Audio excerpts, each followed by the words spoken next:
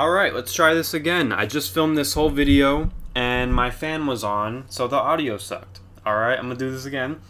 But before I get into the UFC 307 reaction from Birds in the Trap MMA, I just want to say I'm gonna start posting again, okay? It's clear that for a while I kind of abandoned my YouTube channel, and that's because I kind of found myself being too much of a consumer of MMA content and not really the uploader or YouTuber that I wanted to be, right? But I realize that now, and I'm back with a vengeance because I was like pissed off, like just seeing my channel stagnate, but me stagnate with it, you know what I mean? So I'm back with the uploads. I don't think anyone's gonna really be listening for the first few, I get it, but right now I'm just here to yap about UFC 307. Let's do it.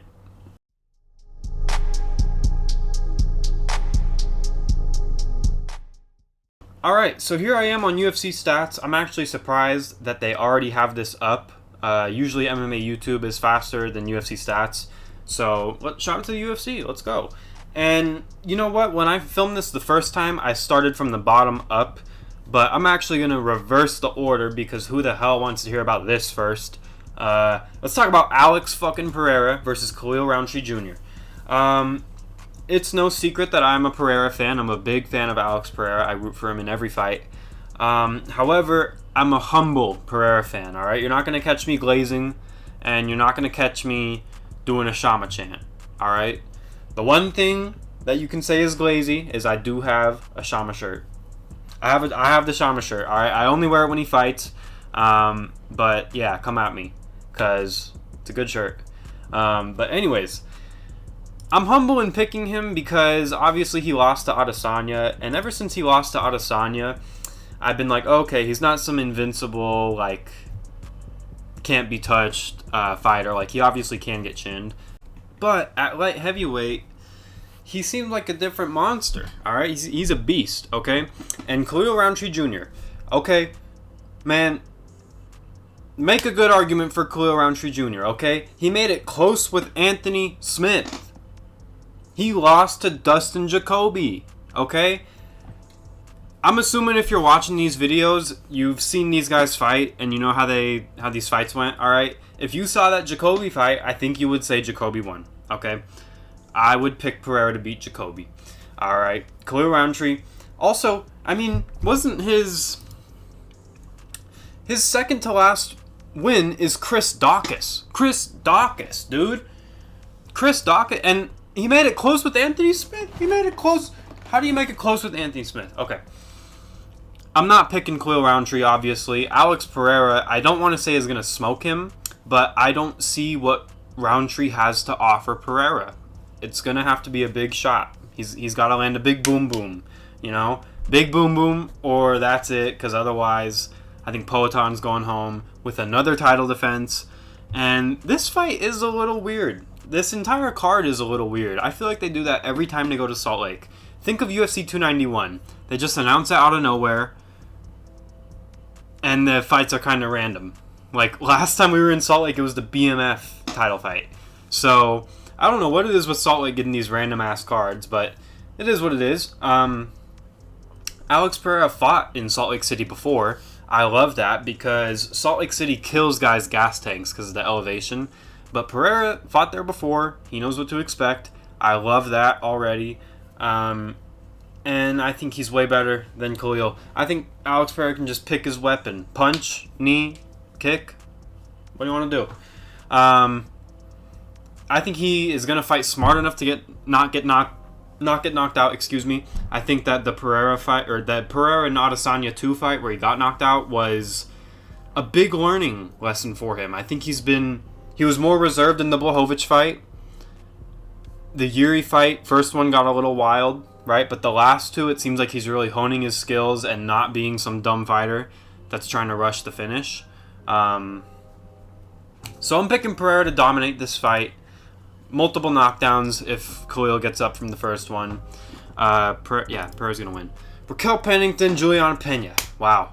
What a compelling fight. These guys... These girls aren't in the thumbnail because I can't even act like I care too much about this fight, but I'll try and give you a little breakdown. I think Pennington's going to win. Gritty old Rocky Pennington. Gritty old Rocky Pennington. I gotta start coming up with new nicknames for some fighters because Lucas Tracy is gone. Rest in peace, Lucas Tracy. Okay, but Rocky old Pennington. I think she's more dedicated to defending the belt than Pena is to winning it. I think Pena does not deserve this title shot. She's coming off 2 years of inactivity, and I think she's only getting this title shot obviously because of her win over Amanda Nunes, which is enough. That's like a Holly Holm type stat for when Holm beat Rousey, how that just gets her infinite title shots. You know what I mean? I think that's the case here, where, oh, you beat Amanda Nunes? Oh, there's a new champion? Get right in there. So, and she took a ton of damage in her last fight against Nunes, which I didn't even mention. But I was worried about this being the main event. You know what I mean? I thought this was going to be the main event, and maybe we'd have, like, Pantoja on the card. But that didn't come through. Obviously, it's the co-main event, thank God. I think Pennington will win a crafty decision. Crafty decision just by being a vet. All right. Moving on. Stephen Thompson versus Joaquin Buckley.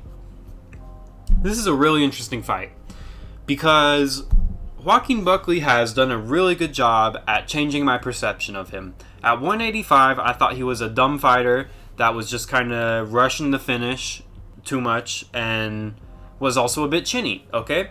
But ever since he's moved to 170, he's on a 4-fight win streak, and he's looking better each time. I picked him to beat Ruzaboyev. Okay, I'm very proud of that pick. I picked Buckley to beat Ruzaboyev. I didn't make a video, so it doesn't really matter. But I also picked Buckley to beat Luque, which I didn't make a video, so it doesn't really matter. But I picked Buckley in his last... I've picked Buckley in every fight at welterweight.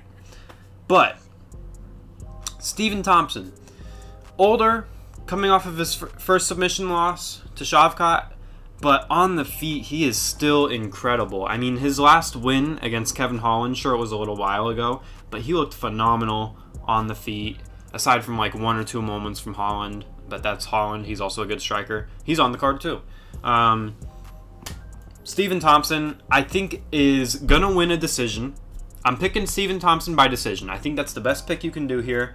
But I think what I can see happening is an inspirational Buckley comeback knockout, where Buckley drops the first 2 rounds, and his coach is telling him, Buck, you gotta go, Buck. You gotta go, Buck. You gotta go, Buck. And he's gonna be like, okay. And he's just gonna knock out Thompson with something stupid. You know what I mean? So he'll knock out Thompson like Dricus gets knockouts. Dricus Duplessis. You know what I mean? Something goofy. But I'm just putting that out there in case it happens. I do think my pick is going to be Thompson by decision.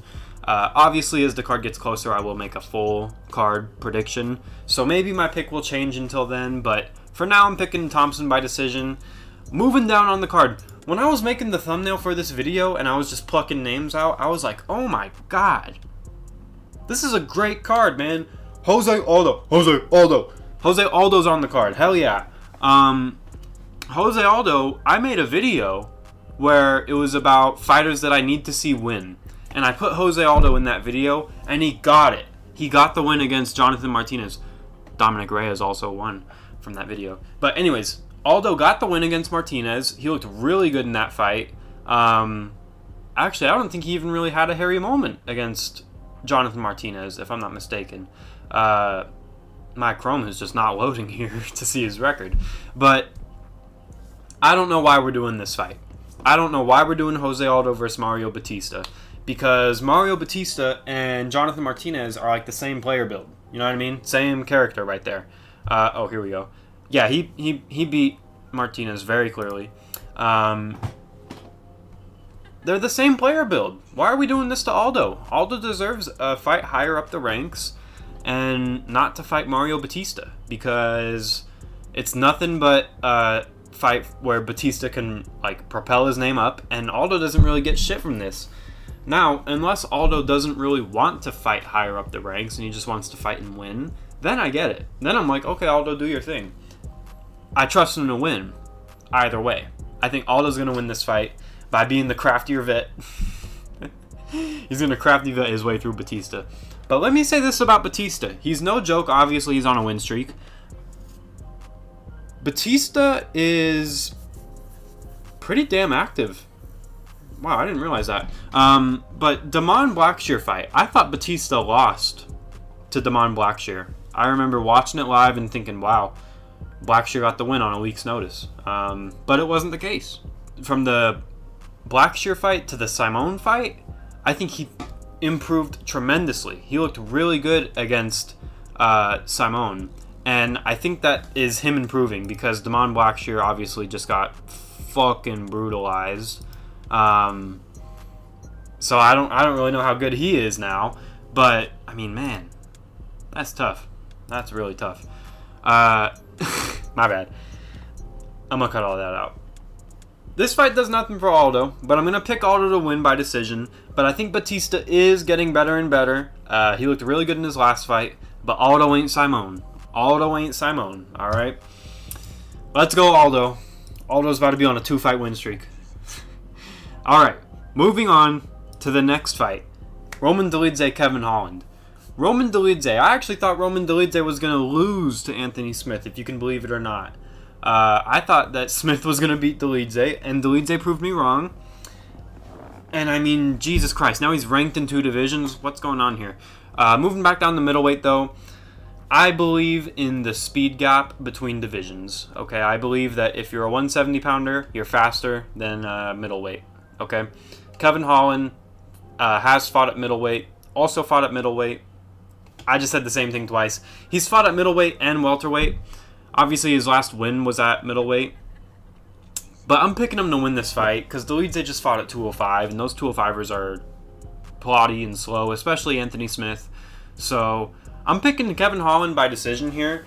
I don't think Kevin Holland's going to submit Dolidze. I think Dolidze is good enough to not get finished on the ground. But I think Dolidze is a fraud-ranked opponent. Okay, I mean, he was losing to Hermanson before he got that weird TKO. And that got him highly ranked. And since then, he's been nothing but a loser at middleweight. Okay, because he beat Smith at light heavy. He's lost his last 2 middleweight fights. And I think Kevin Holland maybe isn't good enough to submit Dolidze. But I think he's good enough to not get taken down and submitted. And I think he's good enough to outstrike Dolidze. And if he doesn't knock him out, Kevin Holland is going to win a comfortable decision.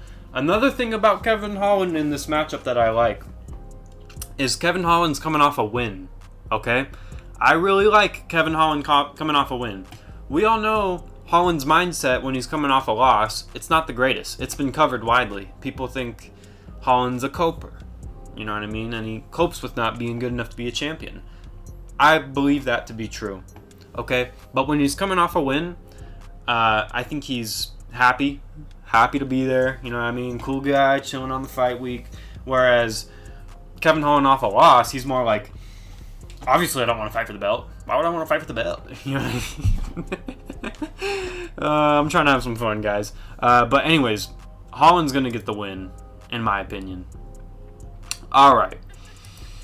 Down on the prelims. That's tough. Down on the prelims. We got Aljamain Sterling versus Movsar Evloev. People are talking about this fight like it's going to be some boring fight. And I think they're right. I think they're right. But let me tell you what. I'm excited for this fight. Because I think the grappling, should it get there, is going to be very fun between these two. I think we're going to have great scrambles. I think we're going to have... Look at that average fight time from Movsar. That's tough, man. But anyways, I think we're going to have great grappling exchanges. I think Sterling has the jiu-jitsu advantage, the submission advantage. But I don't think he will submit Evloev anyway, because Sterling doesn't really submit guys often. Who am I picking to win this fight, though? You know what? I think Sterling's better on the feet. I think Sterling's fought better guys. And I think he still has that bantamweight skill, you know? I think I'm going to pick Sterling by decision. I think he's going to outstrike him anytime it's on the feet. And I think the grappling might cancel out. If the grappling cancels out, this is going to be a very non-damaging, non-concussive fight, right? I think they'll just pitter-pat. But in the pitter-pat battle, I'm going to pick Aljo right? And on the ground, if they do cancel each other out, then Aljo's gonna win. So I think I'm gonna take Aljo by comfortable decision, maybe 29-28. Evloev has not really impressed me too much, if I'm gonna be honest with you guys. I know he's some undefeated Russian guy, but I put this guy in my fraud video. I made a fraud video talking about how I think he's gonna lose. Watching it live, I think that Arnold Allen beat Evloev, but I'm gonna have to watch the fight back. I'm gonna admit that right now. I've gotta watch that back. But you know, I think Sterling's gonna take this by decision. Not the funnest fight out there, obviously, but I'm not hating on this fight like so many people are. I think these guys are high level, and I actually want to see Sterling win at featherweight. I like Sterling at featherweight. Moving on to the final announcement. Ketlen Vieira versus Kayla Harrison. Very random fight here. What are we doing? I think they just want Kayla Harrison on the same card that the title's being contested. Which makes sense. So, I'm picking Harrison to dominate this chick. I mean, do I really have to say anything else? I think maybe she looked so good against Holly Holm because that's Holly Holm, you know, and Holly Holm is old. But Ketlen Vieira, I mean, she beat Holly Holm by split decision. Not good. I don't even know if I've seen a Ketlen Vieira fight. I can't recall one. That's for sure. I can't recall a Ketlen Vieira fight. But Kayla Harrison, I can recall her fight. She looked really good against Holly Holm. So I think she'll dominate this fight, probably submit her, just off strength. She's juiced to the gills, it looks like. So I think she's going to have the strength advantage, obviously. I'm picking Kayla by submission or decision. That's an easy pick, no-brainer. Yeah. And with that being said, guys, that is my live reaction to UFC 307. This shit just got announced, alright? So, I'm going to try and be a better YouTuber. Keep up with the channel. And I hope to see you all in the next one. Leave a like and a comment if you enjoyed. And don't forget to subscribe if you're not. Peace.